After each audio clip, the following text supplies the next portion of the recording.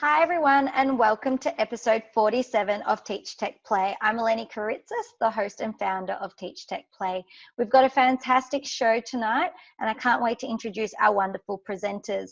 But before I do, I'd just like to congratulate our episode 46 winner, Phil Carew, who shared social innovation. And if you haven't seen his presentation or any of our other presenters' presentations, make sure you head over to teachtechplay.com and you can catch up on all the episodes there.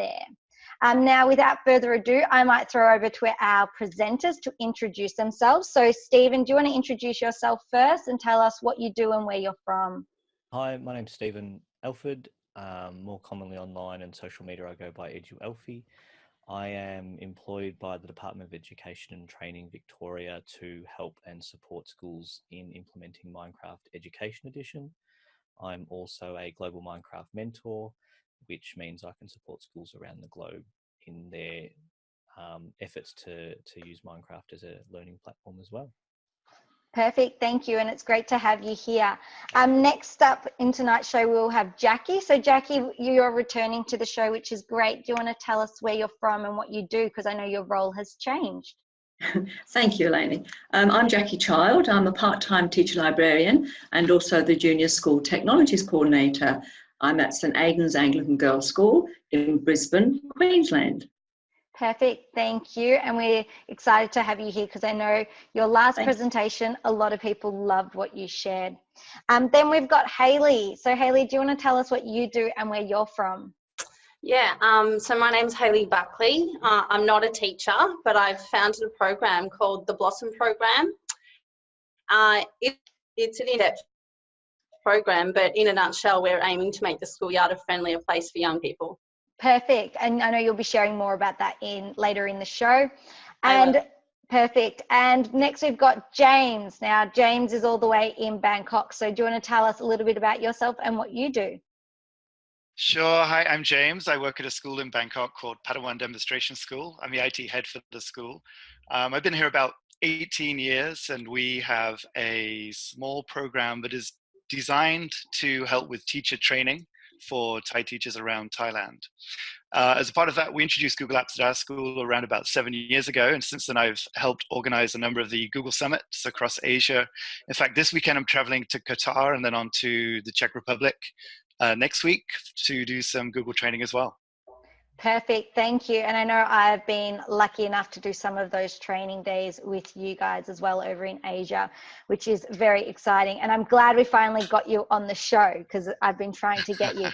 We also have one other speaker who may be joining us later in the show, and we'll introduce that speaker if they are able to join us later. Now, before I throw over to our presenters to get started, I'm just going to share my screen and remind everyone to vote for their favorite presenter. So you can just head to our web show. Voting is open after the show and it is open till Friday. So make sure you head there and vote for our Play King or Queen. Alrighty, so without further ado, Stephen, you're going to be kicking us off first.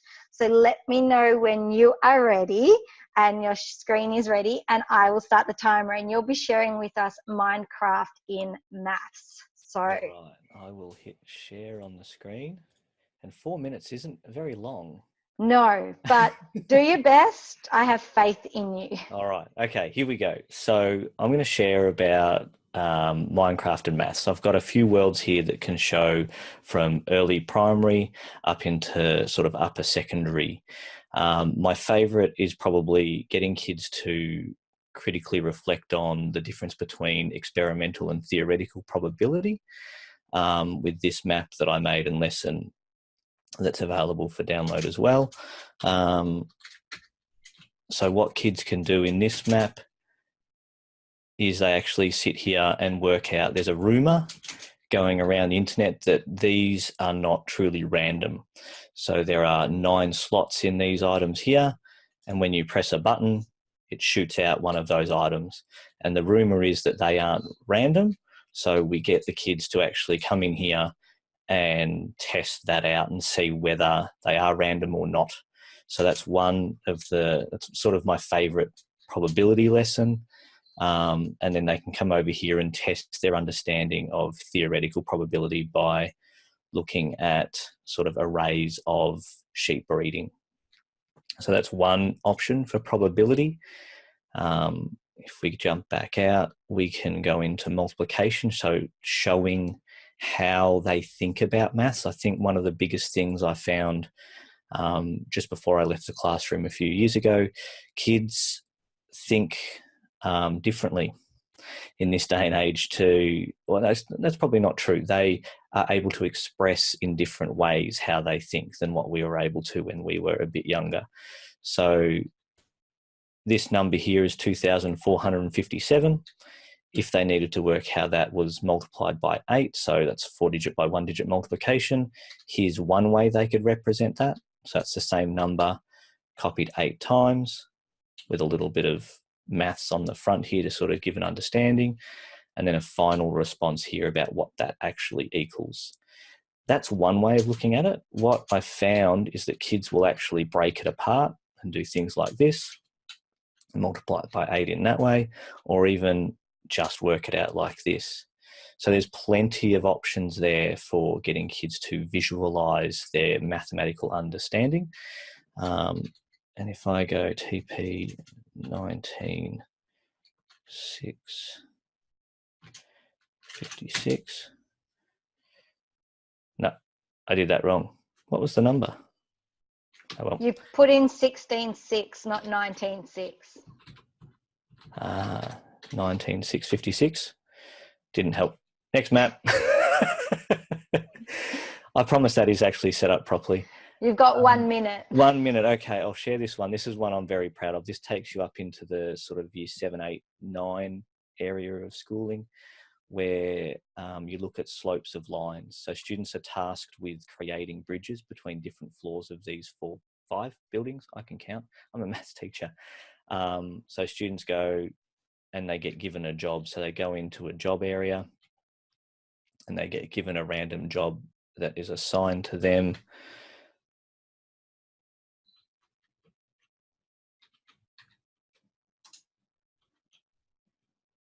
So my job would be to create a building from the west side of Manhattan, floor 2, to the east side of the Mirage, floor 26, using diamond blocks.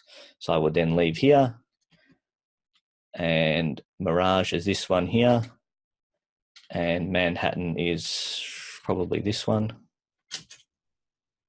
So I would be tasked with working out the slope of the line. No, that's Dubai, so it must be this side. So work out the slope of the line between floor 2 of this and floor 20 something of the other one. So that's just some ways you can use Minecraft to support students to demonstrate maths understanding. Perfect. Thank you, Stephen. Now, that second world in particular, because obviously the students made the first one to show their understanding, do you have that all set up and ready to go prior to them going in? So then they just access that world and then work through the task that Yes. way. So that particular world was a demonstration for another teacher.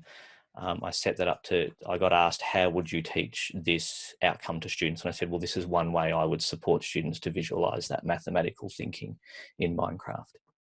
Perfect. Thank you. And I can't remember if you said, but you support government schools in Victoria implementing Minecraft. So yes. If any Victorian teachers are watching us and you want to implement Minecraft at your school, reach out to Stephen. And if you don't know how, reach out to me and I'll put you in contact, because I spent a day with you the other day and I am now trying to work out ways I can integrate it into my unit, and you have been a great help and support. So I highly recommend, if you are a department school, you are very lucky that they have employed someone like Stephen to support you in this role.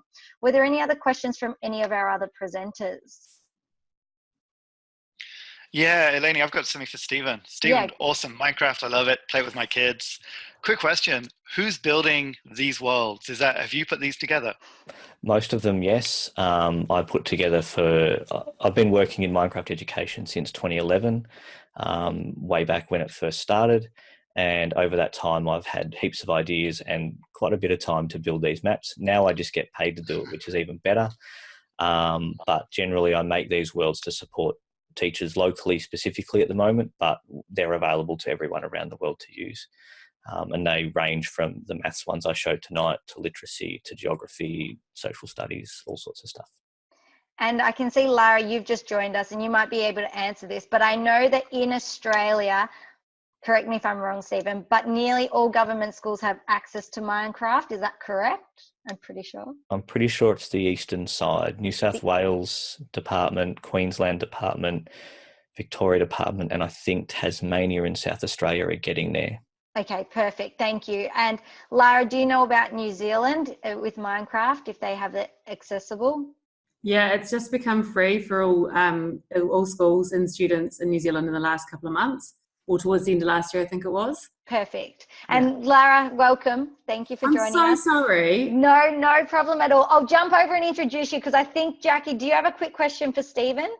No, I was just going to say that, yes, we've used our school and they've done great things with the volume and that with Minecraft. It's a terrific tool. Perfect. Thank you, Jackie. So Lara, welcome. I'll get you to introduce yourself. Tell us where you're from and what you do. And sorry to put you on the spot there to ask a question. No, apologies, I'm late. So I'm in New Zealand and you're in a different time zone. And AEST, I Googled it and I swear it's telling me right now that it's 6:15 AEST. No, because we're southern, so that will be, is that the time that you've got, Jackie? Yeah, so that's what Brisbane is, but Sydney and Melbourne, we follow a different time zone. Don't ask. Daylight savings. So you're not technically wrong. It's just I even get confused. I'm delighted. I thought it was 9 and then I looked that up and I thought 10, that's really late. That's well past my bedtime on a weekday. Anyway, sorry, apologies everybody. I'm Lara and I'm working with Using Technology Better. I've been working with them, this is my second year out of the classroom after 14 years of teaching mostly year 7 and 8. So it's been an amazing sort of, I guess, 14 months now and loads of learning and working with amazing teachers and students all over New Zealand and Australia as well. And met Eleni a couple of weeks ago, or months now, did a training session over in Adelaide. So yeah, so just loving it and learning so much and helping teachers out with things. It's really neat. So yeah. Perfect. Long time listener, first time caller for me tonight on this. No problem. Alrighty. So that's all that. Now next I'll throw over to Jackie. You're next. So do you want to share with us Organising School rubric, robotics competition and TechMate evening? I think I got that right. Yep. Perfect. Okay. Can you see that? Yes. Okay, let me go back one. Okay, so tonight what I'd like to do is to show you 2 events I organised for our girls, where I'm from a girls' school. And the first one was a whole school inter-house robotics competition. We're a small school, but we have 6 houses, which meant, of course, that meant preparing 6 of everything. And this video here just gives you, hopefully you get the sense of the excitement the girls experienced. So it's just lovely to see how the girls really became engaged in the robotics. So here, what happened here is I prepared the activities for each year level in their house colour. And fortunately, I was able to get like the coloured plastic sheets in the right colours. And then I was able to use a coloured card for drawing grids and mazes. Each of the, I sent out the instructions and gave teachers a session on how to complete the activity in a staff meeting. Then at the setup, I sent out an instruction sheet how the hall was to be set up, and then I put a table with all the contents, the robots and all the equipment they needed for each year level so that they were able to compete. The points were the, let's go to the next one. So this, for example, this is the preps and the ones. They used the B-bots and they had to get from start to finish passing over pictures of numbers of insects or pictures of animals in alphabetical order. Each house had 2 teams for each year level. The points were then scored, so that all the equipment was made up. The points were then scored and they're sent to the scorer and they were then added up for the house. The year 2s, they had to burst a balloon using a blue bot. Let's see, you can see again, you can see how engaged and how much fun the girls had.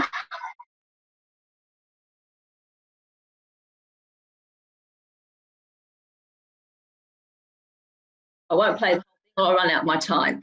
The year 3s, they had to use the probots and they were drawing squares, had to go into the maze and then draw a square of certain measurements. The 4s, they were navigating the Sphero through a maze, travelling under a tunnel over a ramp. The 5s, they used EV3s, and they had to retrieve a crate from, avoiding the rocks and swamps, retrieve a crate and take it back to the base camp. Now, from the preps to year 5s, we actually had a large robot clock, and it really got the girls, they did a countdown. So when they were coming to the end, each year level will set a time, either 90 seconds or 2 minutes to do their activity, and then they counted down from 10, 9, 8, 7, and the girls just absolutely loved it. It gave a real competitive feel to it, but lots and lots of fun. The year 6s, that was it. They actually had to navigate a drone to their partner. There was a question, the partner had to answer it, and on the way they had to flip it and go between poles. Let's see if we can see a little bit of here. And you can actually see a teacher here getting really excited as well. They got so into it. It was awesome. And that was the only year level that was under race conditions. 1 minute. Okay. I won't show too much, but you see the teacher there, she gets really excited. Okay, so the second part, the second event I want to share with you is what we call TechMate.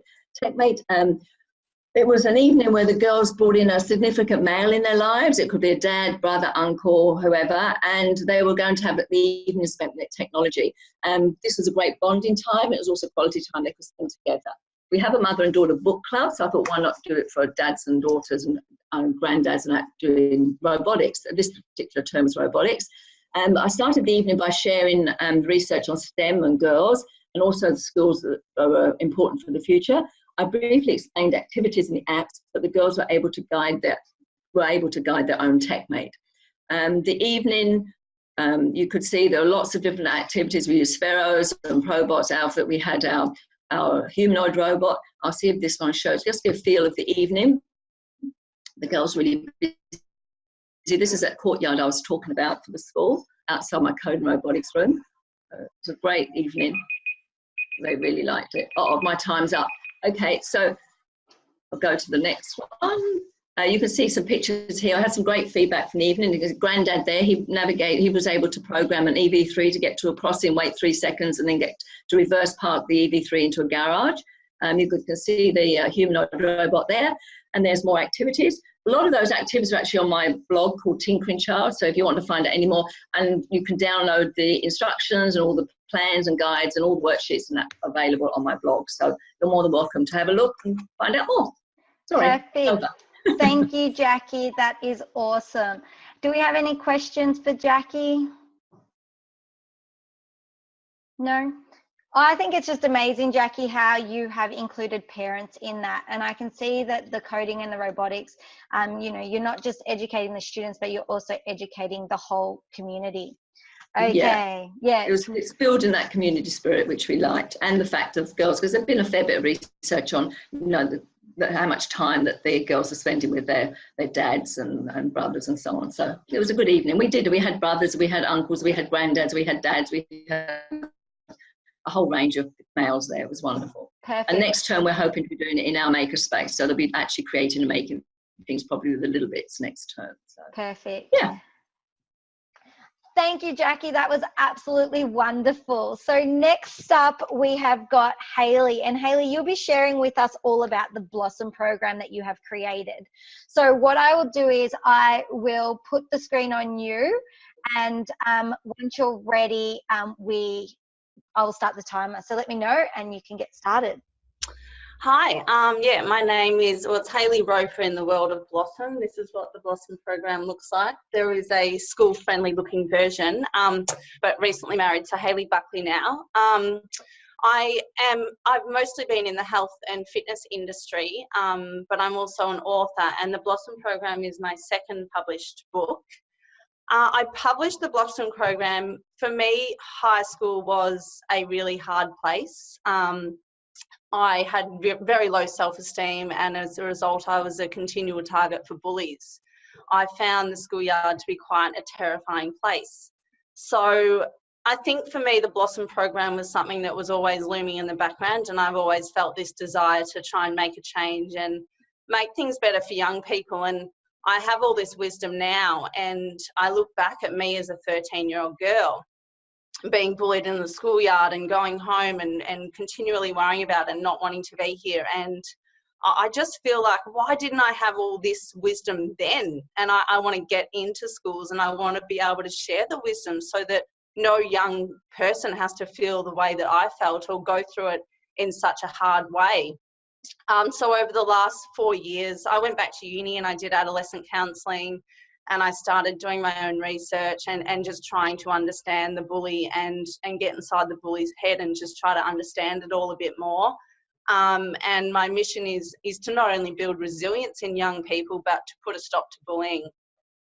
I think now with the prevalent use of social media and the huge increase in online bullying, it's become something that's even more important to me, because I look at where I was in high school, and with the addition of social media and online bullying, I really don't know that I personally would have coped, you know. So that's become something that is really even more important to me. The Blossom program addresses bullying from all angles. So I call it a program. It looks like a book, and this isn't the school-friendly version. I'm working on that at the moment. It's a bit too pretty for schools. But I call it a program because it has a worksheet at the end of it, and it's, you know, it's information, it's content. It's not a story. So it looks like a book, and it is a book, but I call it a program.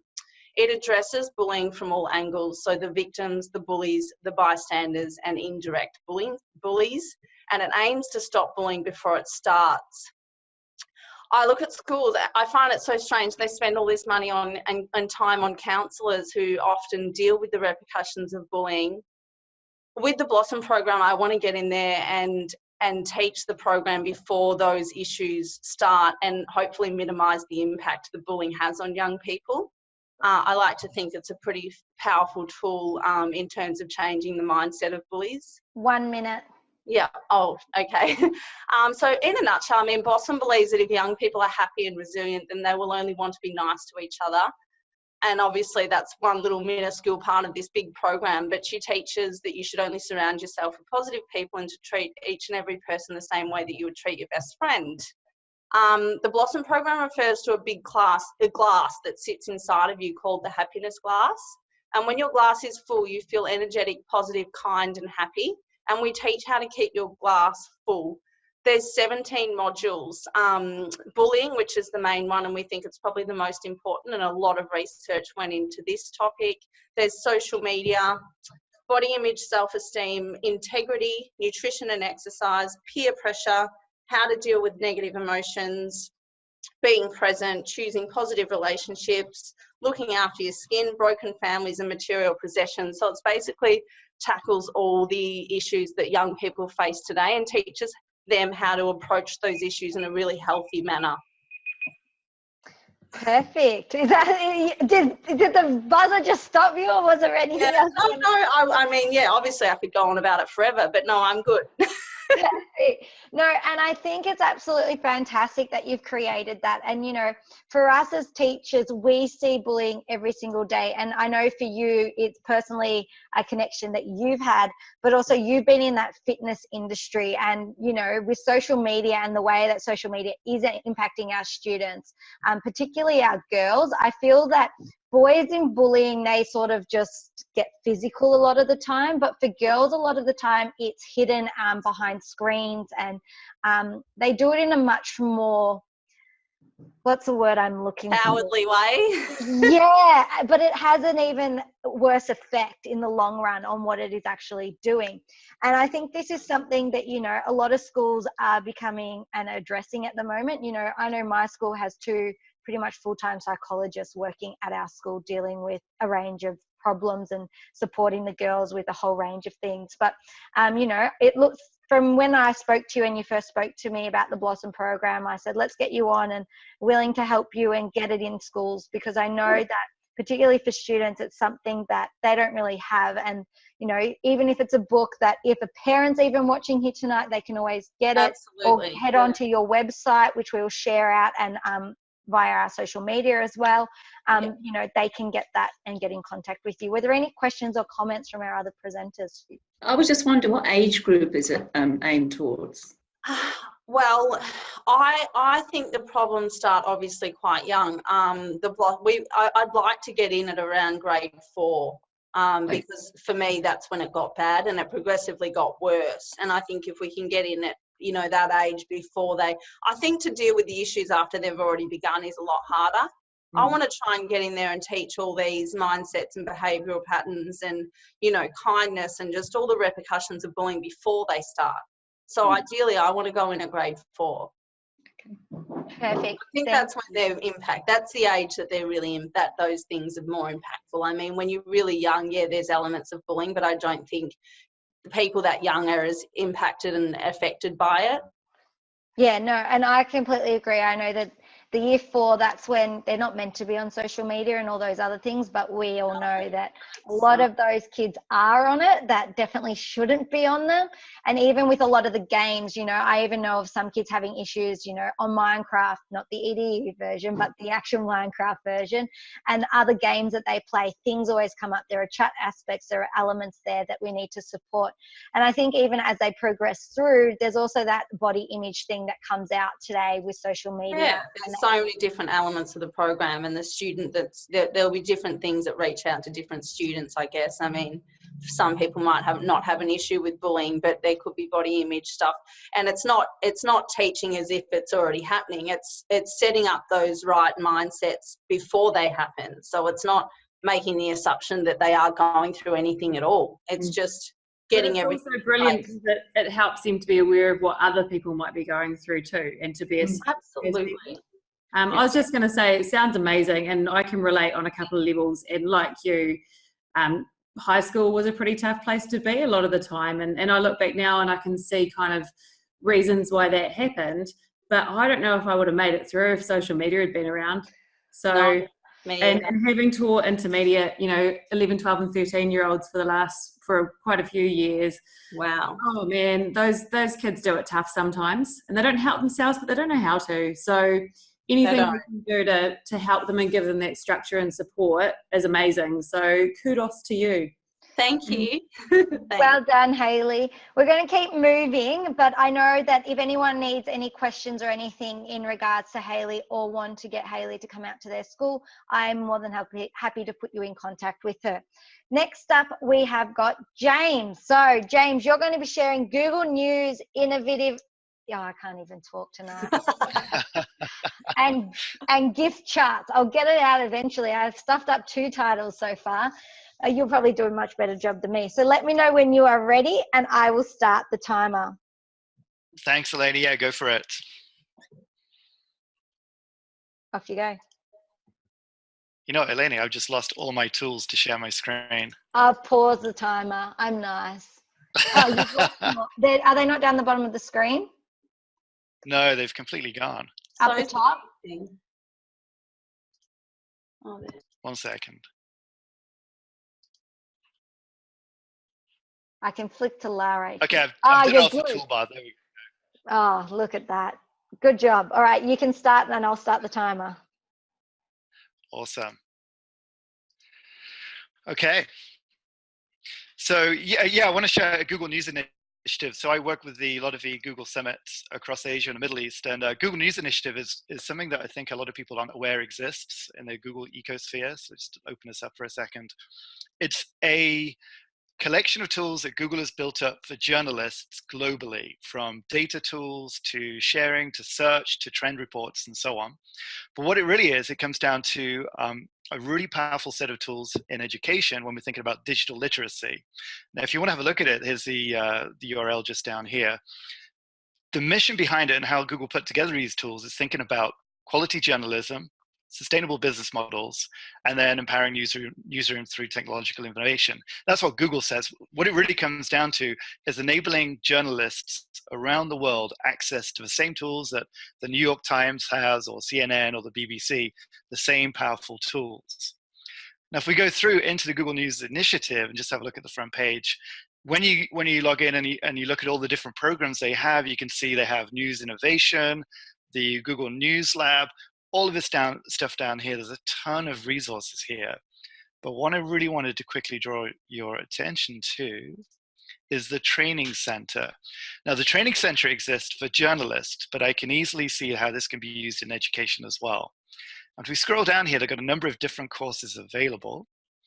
They've got a fundamentals course which teaches basic tools for research and reporting in the digital age that can easily be used to teach digital literacy to students of 11 to 18. And then further down here is a number of tools based upon the lessons based upon the different tools that Google has. And one here is Google Search. So a lot of people are not very familiar with how Google Search really works and verifying sources and so on and so on. All of these lessons here teach a lot of these skills. So fantastic set of resources here. This one here, verification of Google image search, it teaches you how to go back behind the image and use different tools available. There's another lesson that teaches you how to use different Google Chrome extensions to research the source of the information that you're looking at. So it's really, really amazing tools there. One thing I just wanted to quickly show you is in fact the data GIF maker or the GIF chart maker. This has been around for about 12 months, but it's not very accessible, but that's accessible from the News Initiative Training Center. And what we've got 3 different charts. Now I've got to be quick, very, very honest about this. The rectangles and circles charts, I'm not massively impressed with because the charts it creates, the areas don't accurately represent the data they're showing. So we're going to skip past those, but I want to go to the racetrack because it's pretty cool. Now the racetrack, these GIF news charts become animated. So I'm going to create a chart here just comparing different city temperatures. Eleni, you're in Brisbane, is that right? No, Melbourne. Okay, Melbourne. What's the temperature down in Melbourne? I think it's around 21, isn't it, today? Yes. That'll do. Bangkok, we were hitting up at 36, and we'll go down to the third one here, Prague. I think Prague is around 6. I'm going to be there next week. So you quickly enter your data, and you preview this, and it creates an animated GIF chart for your data very quickly and very, very easily. You can take that GIF chart, you can put it on Twitter, you can put it into your Google site, wherever you are sharing your data, but it's a very, very simple way, a very, very simple way to create some engaging animated data visualizations. And that is it. Thank you, James. That is awesome. Just seeing that there has just opened my eyes because I had a planning day today and my teachers were saying, oh, our students don't know where to get their images. And I said, you know what, I'll do a session next term on it for everyone about using Google as a search and how to ensure you've got your Creative Commons, etc., give credit, all that stuff. Oh, stop the timer. And that just makes it very easy for me now as a resource. I can even say to the teachers, if you want further lessons, you can go here. And the GIF maker is awesome. I'm definitely going to use that for some of my presentations now. I'll have GIFs everywhere, going everywhere. Anyone have any comments or questions for James? No, I also agree. I think it's fantastic. It's something I'm going to share. Anything else? Yeah, just a closing comment. Especially the Google search lessons are awesome. You can dive straight in with those. Perfect. Right. Alrighty, and now we've got our final presenter, Lara. And Lara, you're going to be sharing Scratch and why you love it. That's right. And I know Scratch isn't a new thing, but I go to so many schools and people don't seem to know about it, which blows me away because I just think it's amazing. So hopefully I'll be through them in the 4 minutes. I think I'll be surprised if I am. I definitely am a talker. But anyway, let's start when you're ready, Eleni. Perfect. You can start. Okay, cool. So why I love Scratch. First reason I love it is because it's free. So I just think that's amazing. It's such a powerful tool and it costs nothing. So all schools can access it. I use it in training with teachers. We've got a new digital technologies curriculum rolling out here in New Zealand that is really unfamiliar for a lot of our teachers. So I use it as a tool to show them these 2 strands that we have. Basically, the first one's about being creators, and that's something that obviously Scratch can do rather than just users, rather than just operating in a game and practicing code to do somebody else's game, and creating fit-for-purpose digital solutions as well. So for me, when teachers have never seen any coding before, this block coding is so easy for them to see what it's going to do. So I'll start with something like this, and they'll have to try and work out what it is that this would be creating. And obviously that's creating a square. And then we have a look at the maths involved and how that changes when we do a different shape. So we talk about how that would be. And as soon as we do this, they start to really see how we can start to apply this across different areas of the curriculum and understanding that those basic concepts of computer programming. We can then take that a bit further, so immediately move it up a level to doing some tessellations or trying to do some tessellations, and maybe looking at some art and design kind of aspects with coding as well. I love the progression from Scratch Junior through to Scratch, and the same with the colour blocks, and kids just find it so friendly and easy to make that switch because it ties into itself. It's got all those connections in it. The scope for within Scratch. So the first example there with the keyboards is actually used with Makey Makey to play Mary Had a Little Lamb on the Makey Makeys. And then that's a music kind of item. And then the other one is Jingle Bells, which I wrote before Christmas last year, trying to get it all to play with one input, which was challenging for me. But anything in between that is kind of where we go in our workshops, and teachers go from one point to the other pretty quickly, even if they've never coded before, which helps them to understand computational thinking. I love talking about design thinking when we're doing projects in Scratch. So one that I started with a class today and we're going to finish tomorrow is making a game. And this is with year 5-6 students. And we had to break down, first of all, we had to understand the task. So talking about all those words, understanding what makes a game or what makes a good game, and what would a player want to have in the game. And then breaking that down even further into the stages that they're making it in. This was a feature I didn't know about for quite a while. So just here we can switch the language in Scratch, and I'm going to go to this because I think this is amazing. I was working in a class with a girl who'd arrived from China the day before in a year 3 class. She didn't have any English and she was struggling. She'd been struggling since the minute she walked in because she was suddenly among people who were speaking a completely different language to her. And we managed to switch the language quickly. And come on, Scratch, load for me. Just up in here, we managed to open this up and scroll down and change it to her language. I couldn't read it because it was in her characters and she was away. And the look on her face was just amazing. She was delighted. The last couple I've got here, the extensions. So being able to bring microbit into Scratch now is one of my favorite things. The Makey Makey and the text-to-speech and the translate's pretty incredible as well. And this is just a little short video of some teachers in one of my sessions. And this, I think this shows why I use it often.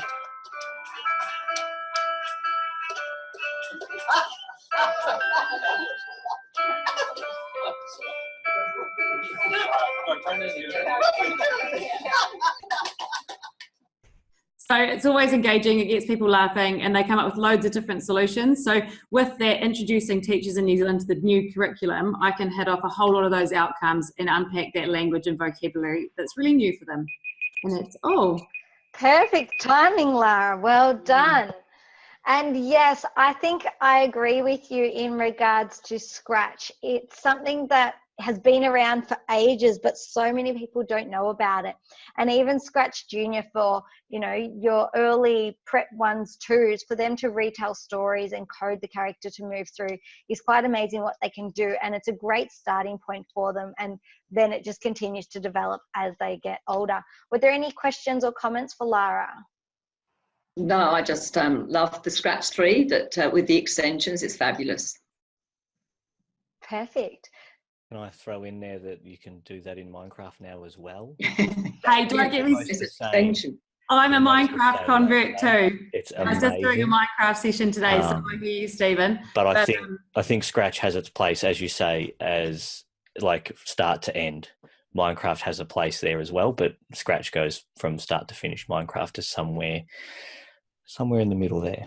Yeah, it's a special beast, Minecraft. I love it, but I think a lot of people starting in Scratch is a little bit more realistic for some people who get a bit freaked out when they're in Minecraft. Yeah, it took me a while to work out that your mouse is actually your eyes, because I always was looking in the sky, always at the floor. So, and then I couldn't work that out. And then when Stephen told me, I was like, oh my gosh, are you serious? Because I was like, why is this not working? And I'd always be looking at my screen being like, I just want to look up. I can't see what that is. But yeah, I probably should have just Googled controls for Minecraft and I would have been fixed. But I now know what I'm doing, which is good. So that brings us to the end of tonight's show, and we have had some absolute fantastic presentations here for you. As I said, make sure you do check out past episodes if this is your first time tuning into TeachTechPlay. There is so much you can learn and gain from it. And I love every month running this web show because I learn something new every single month that I can take back to the classroom, which is amazing. If you have any questions or anything, please ensure you reach out to our presenters. And if you are having trouble doing that, reach out to me and I'm more than happy to help you. Please make sure you also vote and head to our website for more details on everything. And from myself and the rest of the team, I'd just like to say a huge thank you to everyone for joining us tonight. Thank you. Thank you. Night. Fabulous. Thanks, everyone.